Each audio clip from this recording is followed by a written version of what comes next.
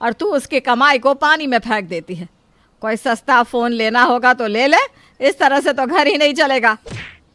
प्रतीक ने भी यही कहा और आप भी अब मुझे यही सुना रही हैं। आप लोगों को तो पहले से ही पता था कि मैं जॉब नहीं करती हूँ। हेलो फ्रेंड, राधे राधे, जय श्री कृष्णा। मैं हूँ आशी यादव, मेरे चैनल का नाम है आशी यादव और आप सबका मेरे चैनल में तहे दिल से बहुत बहुत धन्यवाद। प्लीज़ मेरे चैनल को सपोर्ट करना, ज़्यादा से ज़्यादा अपना प्यार देना। और चलो मैं चलती हूँ आगे की ओर। मैं आपको वीडियो देवरानी जिठानी। प्रतिभा अपने दोनों बेटे मनीष और प्रतीक की शादी करवा देती है और पायल और पूनम को बहू बनाकर अपने घर ले आती है। जहाँ पायल जॉब करती है वहीं पूनम एक हाउसवाइफ है जो घर का काम करती है। अब मेरी जिम्मेदारी पूरी हो गई। अब अगर भगवान का बुलावा भी आ जाए ना तो कोई गम नहीं। कम से कम इस बात की शांति रहेगी मुझे कि मेरे बेटों को देखने के लिए कोई है। कुछ दिनों तक तो सब कुछ ठीक चलता है। एक दिन पायल शाम को अपने ऑफिस से लौटते वक्त कुछ शॉपिंग करती हुई आती है। आज बहुत दिनों के बाद इतने कपड़े लिए हैं मैंने, मन खुश हो गया शॉपिंग करके। पायल अपने पूरे बेड पर कपड़े बिखेर देती है और नहाने चली जाती है। इतने में ही पूनम पायल के कमरे में आ जाती है और कपड़े देखकर उसका मन भी मचलने लगता है। लगता है भाभी आज अच्छी खासी शॉपिंग करके आई है। मुझे भी शॉपिंग किए कितना वक्त हो गया है। कल मैं भी जाऊंगी प्रतीक के साथ शॉपिंग पर। पूनम एक एक ड्रेस उठाकर देखने लगती है और अपने ऊपर लगाकर शीशे में देखती है। तभी पायल नहाकर बाहर आती है और कहती है, कैसे लगे कपड़े? अच्छे हैं ना? पता है मेरी पूरी सैलरी इसी में चली गई। सैलरी आने के साथ ही खर्च हो गई। बहुत अच्छे हैं भाभी। वैसे कल ना मैं भी शॉपिंग पर जा रही हूँ। अच्छा है, जाओ जाओ। पता है बहुत ऑफर चल रहा है बगल वाले मॉल में, तो एक बार ना वहाँ ज़रूर जाके आना। पूनम के दिमाग में बस कपड़े घूमने लगते हैं और रात में जैसे ही प्रतीक आता है पूनम उसके पीछे शॉपिंग करवाने के लिए पड़ जाती है। ठीक है बाबा, कल हम भी चलेंगे, लेकिन बस एक ही ड्रेस लेना। नहीं, भाभी ने इतने सारे कपड़े लिए हैं लेकिन किसी ने भी उन्हें मना नहीं किया, ना ही कुछ कहा। प्रतीक उस वक्त तो पूनम से कुछ नहीं कहता, बस मुंह घुमाकर सो जाता है। अगले दिन पूनम प्रतीक के साथ शॉपिंग पर जाती है और दम भर शॉपिंग करती है। अब एक साल के लिए कपड़े भूल ही जाओ, अच्छा खासा लंबा चौड़ा खर्च हो गया है। पूनम प्रतीक की बातों को इग्नोर करके चल देती है। दिन बीतने लगते हैं। एक रोज़ पायल हुडा की एक लिपस्टिक खरीद कर लाती है। पायल के पास नई लिपस्टिक देखकर पूनम के मन में भी भंवरे उठने लगती है और वो तुरंत अपनी सास प्रतिभा के पास जाकर कहती है, मम्मी जी मेरी ना सारी लिपस्टिक खत्म हो गई है, मुझे अब नहीं चाहिए। अच्छा, कल जाकर ले आना, मुझे भी कुछ काम है, हम साथ में चलेंगे कल। अगले दिन पूनम सुबह पहले ही तैयार होकर बाजार जाने के लिए खड़ी हो जाती है और पूनम को तैयार देखकर प्रतिभा कहती है, अरे शाम को जाना है और तू अभी से तैयार होकर खड़ी हो गई। अभी तो घर का सारा काम पड़ा है, पहले काम तो सलटा ले। वो मुझसे ना रहा नहीं जा रहा था इसलिए मैं रेडी हो गई। बिल्कुल बच्ची है तू। शाम में दोनों सास बहुएं शॉपिंग पर जाती है। दोनों अपनी अपनी शॉपिंग में लग जाते हैं, लेकिन जैसे ही बिलिंग के समय प्रतिभा को लिपस्टिक का रेट पता चलता है तो वो अपने कलेजे पर हाथ रख लेती है। अरे इतनी महंगी लिपस्टिक कौन लगाता है बहू, कोई सस्ती सी ले लेती। मेरी पूरी ज़िंदगी में मैंने इतनी महंगी लिपस्टिक नहीं ली। एक खरीदने के लिए सोचना पड़ता है और तूने दो दो ले लिया। मम्मी जी, भाभी जी तो इसी कंपनी की लगाती है।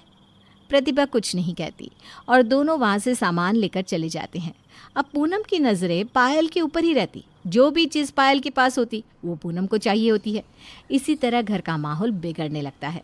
एक दिन पायल आईफोन लेकर आती है।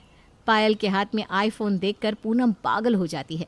उसकी आंखें टिमटिमाने लगती है और उसी वक्त वो प्रतीक के पास पहुंच जाती है और अपना फ़ोन बेड पर फेंक कर कहती है, मुझे आईफोन चाहिए, मेरा फ़ोन ख़राब हो गया है।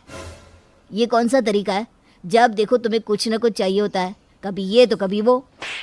अच्छा, तो भाभी को कोई क्यों कुछ नहीं कहता? वो भी तो दिन भर कुछ ना कुछ खरीदती रहती है। मैं घर पर रहती हूँ इसलिए आप मुझसे ये सब कह रहे हैं ना? नहीं, इसलिए कह रहा हूँ क्योंकि इतने पैसे नहीं है मेरे पास कि रोज़ फिजूल के उड़ा सकूँ। भाभी कमाती है इसलिए वो खर्च करती है। तुम भी कमाओ, कोई तुम्हें मना नहीं करेगा। मेरे पास तुम्हारे फ़ोन लेने के पैसे नहीं है। अब पूनम तमतमा जाती है। उसका चेहरा गुस्से से लाल हो जाता है और वो अपनी सास प्रतिभा के पास जाकर कहती है, मम्मी जी, मुझे भी भाभी की जैसा आईफोन चाहिए। ये आईफोन कितने का आता है? बस 1 लाख का। क्या 1 लाख? दिमाग तो तेरा ठिकाने पर है ना? अरे बहू, इतने पैसे कहाँ से आएंगे? आजकल रोज रोज तुझे कोई ना कोई चीज़ चाहिए होती है। इतने पैसे कहाँ से आएंगे उड़ाने के लिए फिजूल में? अच्छा, मैंने कुछ मांग लिया तो वो फिजूल खर्च हो गया, और भाभी रोज कुछ न कुछ खरीदती है, वो कुछ नहीं, वो सब उनके काम का सामान है ना? अरे पायल कमाती है, वो अपने पैसे से कुछ भी करे, उससे मुझे क्या? तू भी कमा, फिर हम क्यों तुझे बोलेंगे? मेरा बेटा बड़ी मेहनत से कमाता है। आप लोग मेरे साथ बहुत गलत कर रहे हैं। इतना कहकर पूनम वहाँ से चली जाती है और रात भर नहीं सोती। उसके दिमाग में बस आईफोन चलते रहता है। किसी भी तरह उसे आईफोन चाहिए होता है। ये कौन सी बात हुई? मैं नहीं कमाती हूँ तो मुझे कुछ भी नहीं मिलेगा? मैं आईफोन तो लेकर ही रहूँगी। मैं भाभी से किसी भी रूप में कम नहीं हूँ। अभी भी मेरे पास हुक्म का एक का बाकी है। अगली सुबह पूनम उठने के साथ ही अपने ससुर सुदन के पास पहुंच जाती है सुबह की चाय लेकर। तेरे हाथों में जादू है बहू। चाय पीते ही सर दर्द जैसे छू मंतर हो जाता है। तुझे कुछ भी चाहिए तो मुझे कह देना। पापा जी, मुझे ना आईफोन चाहिए, भाभी के पास भी है। सुदन को आईफोन का दाम पता नहीं था और वो कहता है, ठीक है बहू, ले ले तू आईफोन। ये मेरा क्रेडिट कार्ड है, ये लेकर जाना तू। थैंक यू पापा जी। शाम में पूनम आईफोन खरीद कर ले आती है और जैसे ही सुदन के अकाउंट से 1 लाख कटने का मैसेज आता है, उसके तो होश ही उड़ जाते हैं। वो चिल्लाते हुए कहता है, बहू ये क्या है? कौन इतना महंगा फ़ोन लेता है? पापा जी, भाभी ने भी तो लिया है। अरे वो कमाती है, वो अपने पैसे से कुछ भी ले, उससे क्या? मुझे पता होता कि तुम इतना महंगा फ़ोन लोगी तो मैं तुम्हें कभी भी फ़ोन लेने की इजाज़त नहीं देता। अभी के अभी फ़ोन वापस करके आओ। पूनम को आईफोन वापस करके आना पड़ता है, जिसके कारण उसके दिल में पायल के लिए जलन और नफरत भर जाती है। पूनम को अब दिन भर ताने के अलावा कुछ नहीं मिलता है। एक रोज़ पूनम जब बाजार से घर लौट रही होती है, तब पड़ोस की एक औरत उससे कहती है, तेरा अच्छा है, आराम से घर पर रहो। बेचारी पायल सुबह पहले ही ऑफिस के लिए निकल जाती है और थक हार कर घर आके अपना काम भी करती है। ऐसा भी कोई तीर नहीं मारती है भाभी। पूनम का मुंह बन जाता है और वो चिड़चिड़ाकर वहाँ से चली जाती है। घर पहुँचने के साथ ही वो देखती है कि प्रतिभा की सहेली सुधा आई हुई है और वो पूनम को देखते ही कहती है, पायल बहुत मेहनती है, कमाती है, वो जो चाहे करे अपने पैसे से। लेकिन आजकल तो किसी को कुछ दिखता ही नहीं कि सामने वाली कमाती है तब खर्च करती है, बस बराबरी करने चले आते हैं। प्रतिभा तेरी पायल जैसी बहू सभी को मिले।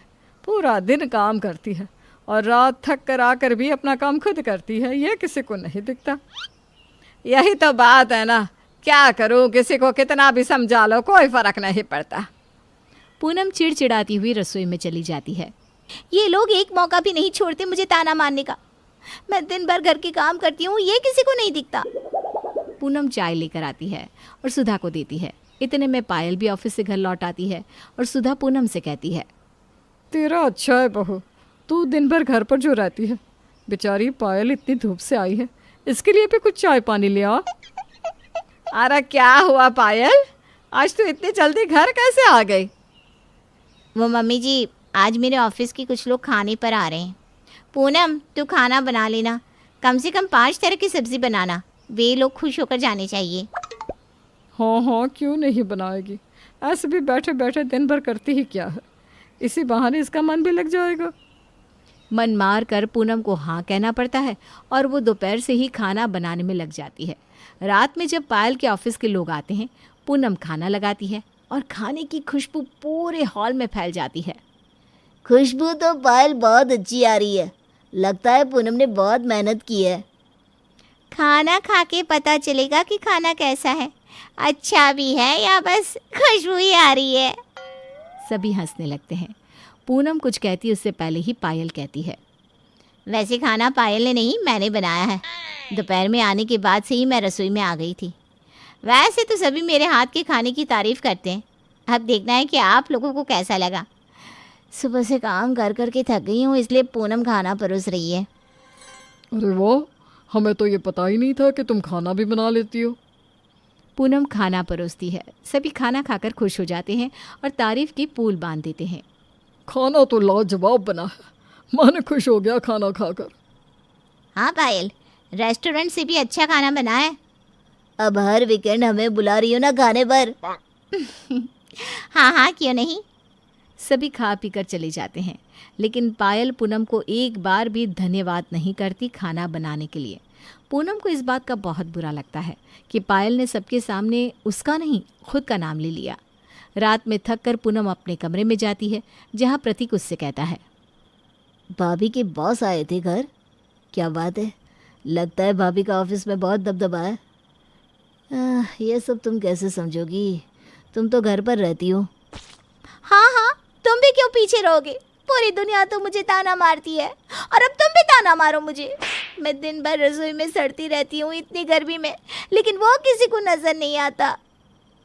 पायल के रवैये से पूनम का मूड खराब तो रहता ही है, ऊपर से प्रतीक की ऐसी बातों से उसका मन टूट जाता है। कुछ दिनों बाद एक रोज़ पायल पूनम से कहती है, आज फिर से खाने पर मेरे ऑफिस के कुछ लोग आ रहे हैं, अच्छा बना लेना कुछ। देख, मेरी नाक नहीं कटनी चाहिए पूनम। लेकिन भाभी, आज तो मैं अपने मायके जा रही हूँ। क्या, ये सब क्या है? मायके किसी और दिन चली जाना। तुम ऐसे भी कौन सा पहाड़ तोड़ती हो, घर पर ही तो बैठी रहती हो, मायके फिर कभी चली जाना। पायल की बातें पूनम को चुभ जाती है और वो पायल को सबक सिखाने का ठान लेती है। वो खाना सभी के लिए ज़रूर बनाती है, लेकिन खाने में नमक और मिर्ची ज़्यादा डाल देती है। आज भाभी को उनकी औकात समझ में आएगी। खुद को बड़ी अफसरनी समझती है ना। रात को ऑफिस के लोग आते हैं। पूनम खाना परोसती है। खाना का एक निवाला खाते ही सभी का मुंह बन जाता है। क्या हुआ सर? लगता है आज तुमने खाना नहीं बनाया। लगता है हमारे बार बार आने से तुम परेशान हो गई हो। अरे नहीं नहीं, ऐसे क्यों कह रहे हो आप लोग, मैंने तो बड़े ही मन से खाना बनाया है। क्या हुआ, कुछ तो बताइए। खाने में नमक और मिर्ची कितनी ज़्यादा है। मुझे तो लगा जैसे तू स्कूल में टॉपर थी, वैसे ही खाने में भी तू टॉपर है। क्या टॉपर? भाभी तो 12th क्लास की फेल हो गई थी। भाभी, आपने इन लोगों को बताया नहीं क्या, आपके पापा की सोच से आपको ये नौकरी मिली है? क्या मतलब, तुमने हम लोगों से झूठ कहा? अरे कितना फेंकती हो तुम पायल। सभी बिना खाए पिए वहाँ से चले जाते हैं और पायल की अच्छी खासी बेइज्जती हो जाती है। गुस्से में लाल पायल पूनम से कहती है, ये सब तुमने क्यों किया? इतना गंदा खाना बनाया मुझे नीचा दिखाने के लिए। ठीक है, मैंने ख़राब खाना बनाया है तो कल से आप खाना बना लेना। वैसे भी सब यही तो कहते हैं कि मैं दिन भर बैठी ही तो रहती हूँ। अब पूनम घर के सारे काम करना छोड़ देती है और पायल को ऑफिस के साथ साथ घर के भी काम करने पड़ते हैं। टाइम पर खाना पीना ना मिलने के कारण सुदन, प्रतिभा और प्रतीक को पूनम की अहमियत समझ में आने लगती है। एक रोज़ रात को देर से पायल ऑफिस से आती है और फिर खाना बनाने रसोई में जाती है। भूख से प्रतीक की हालत ख़राब होती है और वो कहता है, पूनम जब खाना बनाती थी तो खाना टाइम पर मिल जाता था, अब तो किसी भी वक्त समय पर खाना ही नहीं मिलता। सही कहा तूने बेटा, हम सबको लगता था कि पूनम करती ही क्या है, लेकिन पूनम जो करती थी ना, वो करना सबके बस की बात नहीं है। इतने में ही पायल रोटी लेकर हॉल में आती है। मम्मी जी, मैंने रोटी बना ली है और सब्ज़ी ज़ोमेटो से ऑर्डर कर दी है। क्यों? पूनम ने एक दिन भी हमें बाहर का खाना नहीं खिलाया। बाहर का खाना खाने से मेरा पेट खराब हो जाता है। अब मुझे समझ में आ रहा है कि पूनम क्या करती थी। बाहर का काम तो कोई भी कर सकता है, लेकिन घर संभालना सबके बस की बात नहीं। पूनम तो मुझसे कई ज़्यादा मेहनत करती थी, लेकिन हम सब ने उसकी अहमियत नहीं समझी और उसे बस ताने दिए। अब सबको पूनम की अहमियत समझ में आ जाती है। फ्रेंड, देखा तो आपने कितना अच्छा वीडियो बना है कार्टून का। ऐसे ही वीडियो लाने के लिए आप मेरे चैनल को सब्सक्राइब करना, शेयर करना और बेल आइकन दबाना ना भूलें, ना ये नोटिफिकेशन नहीं आएगा। ऐसे ही अच्छे अच्छे वीडियो मैं आपके लिए लाती रहूँगी। और अब हम आपसे विदा लेते हैं, चलते हैं। थैंक यू सो मच इतना प्यार देने के लिए मेरे चैनल को, और मेरे वीडियो को ऐसे ही प्यार देते रहना, ऐसे ही अपना सपोर्ट बनाए रखना।